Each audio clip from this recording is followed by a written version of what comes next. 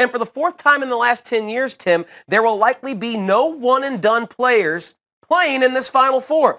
There have been just 17 total one-and-doners that have played in the last 10 Final Fours, and only 2 teams that have won titles featured a player who left after his freshman season. Does this trend say anything to you, or is this merely coincidence?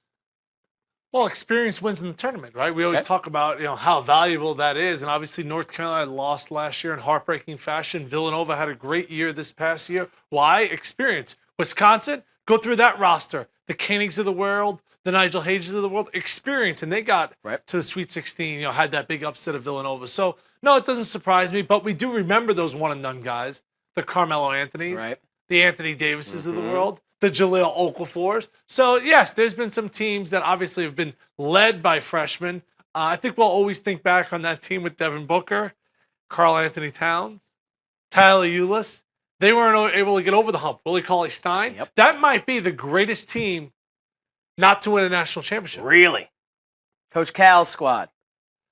Yeah, you want to go back to UNLV. They were undefeated that year. Larry Johnson, Stacey Augmon. But a lot of those guys are just like, okay, pros. I mean, we're talking about Karl Anthony Towns, Willie Cauley-Stein, Devin Booker. Scores 70 in an NBA game.